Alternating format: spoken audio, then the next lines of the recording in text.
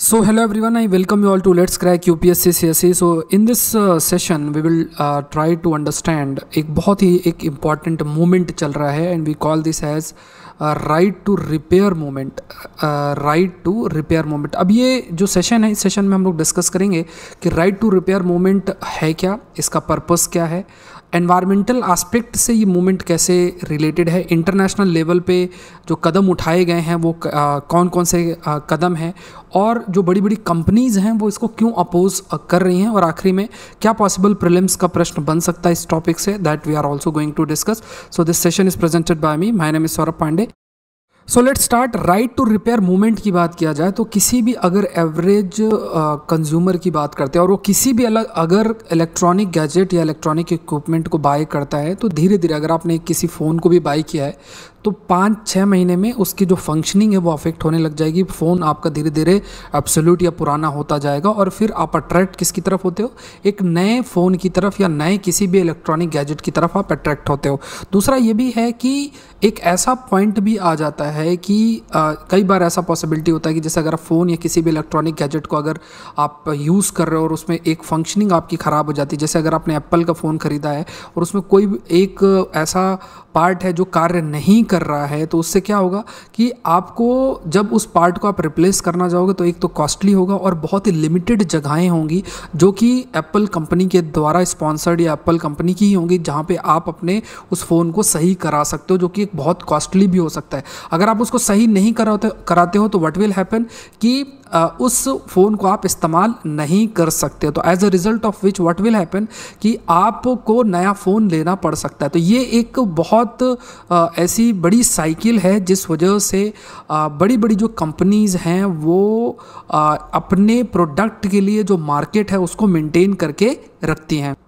अगर इसी कंडीशन में ये सिचुएशन में अगर ऐसा कुछ हो जाए जिससे कि जो आपका प्रोडक्ट है या इलेक्ट्रॉनिक इक्विपमेंट है उसमें आपके पास ऐसी कैपेबिलिटी हो कि आप या तो खुद से रिपेयर कर सको या अगर किसी भी ऐसे इलेक्ट्रॉनिक गैजेट की बात किया जाए तो आपके आसपास भी कोई जो रिपेयर शॉप्स हैं उन रिपेयर शॉप्स में जाके आप उसको रिपेयर करा सकते हो. लेकिन ऐसा नहीं हो पाता है. ज़्यादातर जो वेस्टर्न कंट्रीज़ में ये प्रॉब्लम ज़्यादा देखने को मिलती है जहाँ पे उन्हें अगर कुछ रिपेयर कराना है, अगर आप इस लैपटॉप को लिया, इस फ़ोन को लिया या किसी भी इलेक्ट्रॉनिक गैजेट को लिया तो उसे कुछ जगह पे ही आप जो कि उस कंपनी के द्वारा जो या फिर जो मैन्युफैक्चरर है उसके द्वारा जो स्पॉन्सर्ड है वहीं पे जाके आप रिपेयर करा सकते हो. तो यहाँ पे क्या मर्सी ऑफ मैन्युफैक्चरर्स जो कि आपको रिपेयर की फैसिलिटी दे सकते हैं. तो ज़्यादातर जो रिपेयर की फैसिलिटी है वो इनएक्सेसिबल रहती है.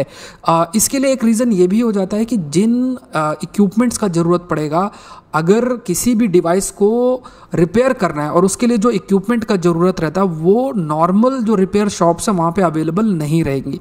और अवेलेबल भी कहाँ रहेंगी, उन्हीं जगहों पे अवेलेबल रहेंगी जहाँ पे उस मैन्युफैक्चरर ने जिन जगहों को स्पॉन्सर किया है या फिर वो जो रिपेयर सेंटर है ये मैन्युफैक्चरर है उसी का बिलोंग करता है, उसी कंपनी का बिलोंग करता है. तो ये जो प्रॉब्लम है ये डेवलप्ड देशों में या वेस्टर्न कंट्रीज़ में काफ़ी देखने को मिल रहा है. तो इसी को ध्यान में रखते हुए राइट टू जो रिपेयर मूवमेंट है वो आपका शुरू किया गया है और बहुत सारे देशों में यह हाईलाइट भी किया गया है कि राइट टू रिपेयर एक लॉ होना चाहिए. जैसे अगर आपका इक्विपमेंट खराब होता है तो आपके पास ऑप्शन होना चाहिए कि जो रिपेयर शॉप्स है उसको आप एक्सेसिबल भी कर सको और कुछ ऐसी चीज़ें होनी चाहिए जिसके माध्यम से आप भी रिपेयर कर सको. इवन जो यूएस प्रेसिडेंट की बात किया जाए तो उन्होंने एग्जीक्यूटिव ऑर्डर भी साइन किया है कॉलिंग फेडरल ट्रेड कमीशन की जो रिस्ट्रिक्शंस इंपोज की गई है मैन्युफैक्चरर्स के द्वारा कि अगर आपने कहीं और से रिपेयर कराया तो हम आपके इस प्रोडक्ट को जो भी वारंटी गारंटी है वो हम नहीं देंगे, ये चीज़ें आप ऐसा नहीं लगा सकते. तो बहुत सी जो लिमिटेशंस हैं मैन्युफैक्चरर्स के द्वारा जो इम्पोज की जाती हैं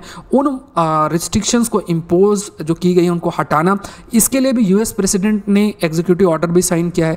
यूनाइटेड किंगडम की भी बात किया जाए तो उसने भी राइट टू रिपेयर रूल्स को इंट्रोड्यूस किया है जिससे कि जो भी कोई प्रोडक्ट को बाय करता है वो रिपेयर जो डेली रिपेयर है उससे रिलेटेड भी उसके पास राइट्स रहें. जो रिपेयर शॉप्स हैं उनको वो एक्सेस कर सके, किसी भी गैजेट्स को, टीवी है, वॉशिंग मशीन है, उससे रिलेटेड जो भी रिपेयर करने के लिए चीज़ें चाहिए वो उसको एक्सेसिबल हो सके. तो ये डेवलपमेंट कई सारे इंटरनेशनल लेवल पे भी देखने को मिल रहा है. यूएस की बात किया जाए, यूके की बात किया जाए, वहाँ भी ये डेवलपमेंट देखने को मिल रहा है. सो इस मूवमेंट के तहत ज़्यादातर जो एक्टिविस्ट है, ऑर्गेनाइजेशंस है, वो साफ साफ इसी बात पर हाईलाइट कर रही हैं कि वो अपने इलेक्ट्रॉनिक इक्विपमेंट को, अपने प्रोडक्ट को खुद से रिपेयर कर सके। उनके पास ये राइट रहे, राइट ऑफ द कंज्यूमर, कि वो अपने इस जो भी इलेक्ट्रॉनिक और वो जो प्रोडक्ट है उनको रिपेयर कर सके। यही एक बेसिक पार्ट है राइट टू रिपेयर मूवमेंट का। इस मूवमेंट की अगर बात की जाए तो 1950 से जब कंप्यूटर एरा आपका स्टार्ट हुआ तो उस समय से मूवमेंट आपका चल रहा है। गोल यही है कि जो कंपनीज है, स्पेयर पार्ट्स, टूल्स और जो भी इंफॉर्मेशन है कि आपको रिपेयर कैसे कर सकते हैं, किन इक्विपमेंट, किस टूल, किस स्पेयर पार्ट का आप इस्तेमाल कर सकते हैं किसी भी प्रोडक्ट को रिपेयर करने के लिए, तो ये सारी चीज़ें एक्सेसिबल बनाई जाएंगी तो नई नई छोटी शॉप्स बनेंगी। दूसरी चीज़ ये भी है कि जब नई शॉप्स बनेंगी तो कई लोगों के लिए लाइवलीहुड, सोर्स ऑफ लाइवलीहुड भी होगा। और जो कोई भी प्रोडक्ट है, अब देखो लैक ऑफ रिपेयर की वजह से व्हाट हैपन्स कि बहुत सारे लोग सोचते हैं कि अगर रिपेयर में इतना समय लग रहा है, इसकी फंक्शनिंग इतनी अफेक्ट होती है, तो इससे अच्छा नई चीज़ें खरीद ली जाए। तो इलेक्ट्रॉनिक गैजेट्स हैं, इलेक्ट्रॉनिक गैजेट्स क्या है, पुराने को आपने फेंक दिया, अब वो एक वेस्ट के रूप में होगा। तो ये जो वेस्ट है, इलेक्ट्रॉनिक वेस्ट है, वो भी काफ़ी अधिक आपका इंक्रीज होगा। दूसरा पॉइंट ये भी कहा गया कि जितने भी इलेक्ट्रॉनिक मैन्युफैक्चरर्स हैं, इनका ये प्लान्ड ऑब्सोलेंस की बात किया जा सकता है। ये प्लान्ड एक तरीका भी हम कह सकते हैं। वाई ये एक प्लान्ड तरीका है, बिकॉज अगर कोई प्रोडक्ट है उसकी लाइफ को इन्होंने फिक्स कर दिया तो उन्हें पता है कि इस टाइम पीरियड पे इनके नए प्रोडक्ट को विथ नया वर्जन लोग खरीदेंगे। तो राइट टू रिपेयर्स के दो एक जो बेनिफिट है, एक तो एनवायरमेंटल एस्पेक्ट में जो लाइफ है किसी भी इलेक्ट्रॉनिक इक्विपमेंट की वो भी बढ़ सकती है, और दूसरा कई सारे जो लोगों के लिए किसी भी रिपेयर की जब बात की जाती है तो उनके लिए कॉस्टली अफेयर बन जाता है, क्योंकि उसको कंट्रोल मैन्युफैक्चरर्स के द्वारा किया जाता है। तो उसको भी कई हद तक जो कॉस्टली अफेयर है उसको भी रिड्यूस किया जा सकता है।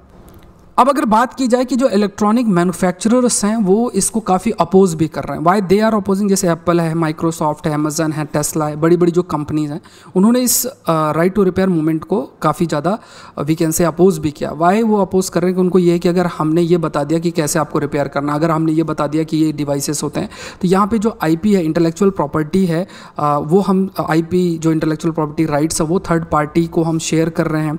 दूसरा, थर्ड पार्टी को अगर आप रिपेयर सर्विस देना चाह रहे हो, या एमेच्योर रिपेयर्स जो कि ज़्यादा प्रोफेशनली उनको हम वो सर्विस दे रहे हैं, तो वो एक्सप्लॉयटेशन कर सकते हैं। जो भी प्रोडक्ट है उसका सही से उसको रिपेयर ना कर पाना, ये भी पॉसिबिलिटी हो सकती है। वो ज़्यादा चार्ज वो भी कर सकते हैं, और कोई भी जो डिवाइस है उसकी सेफ्टी और सिक्योरिटी भी अफेक्ट हो सकती है। तो एक तो इंटेलेक्चुअल प्रॉपर्टी राइट्स की बात हो रही है, दूसरा ये भी कहा जा रहा है कि एक्सप्लॉयटेशन, और तीसरा सेफ्टी और सिक्योरिटी। तो ये पॉइंट्स रखे गए इलेक्ट्रॉनिक मैन्युफैक्चरर्स के द्वारा। तो ये एक नए तरीके के चैलेंजेस आपके आ रहे हैं आज के समय में, जब ये इलेक्ट्रॉनिक इक्विपमेंट्स हैं, इन इलेक्ट्रॉनिक इक्विपमेंट्स का कंटिन्यूस बेसिस पे यूज़ हो रहा है। सो ये पूरा है इस इशू के बारे में। क्वेश्चन देखते हैं क्या पॉसिबल क्वेश्चन है।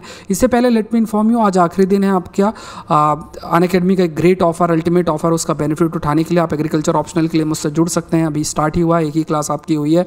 आप अनअकैडमी में जा सकते हैं, यूज़ द कोड SPLIVE, ये कोड इस्तेमाल कर सकते हैं। अभी जो ऑफर चल रहा है उसके तहत अगर आज आप सब्सक्रिप्शन लेते हैं, यू विल गेट 45% डिस्काउंट। 30,000 का जो टेस्ट सीरीज़ है जिसमें 80 टेस्ट है, 30 मेंस के टेस्ट हैं, वो इंक्लूडेड है। 10,000 का जो बुकलेट है वो भी इसके अंदर इंक्लूडेड है। और आप सारे एजुकेटर्स के सारे कोर्सेज, मतलब जनरल स्टडीज़ और ऑप्शनल सारे सब्जेक्ट्स को एक्सेस कर सकते हैं। तो बहुत ही ग्रेट अपॉर्चुनिटी है। जो अमाउंट आप देख रहे हैं, don't forget to use this code SPLIVE, इसमें ऐसा कॉमन नहीं है। क्वेश्चन देखते हैं, consider the following statement about right to repair movement, this movement does not cover electronic gadget. तो जैसा हमने देखा मेनली ये इलेक्ट्रॉनिक गैजेट्स से ही डील करता है। The movement traces its roots back to the very dawn of the computer in 1950s। तो ये स्टेटमेंट सही, तो पहला स्टेटमेंट गलत है, दूसरा स्टेटमेंट सही है। सो आज के लिए इतना है। आई होप ये सेशन हेल्पफुल रहा होगा। I request you all like करें, शेयर करें, और लेट्स क्रैक UPSC CSC को जरूर से सब्सक्राइब करें। Thank you everyone and let's crack it.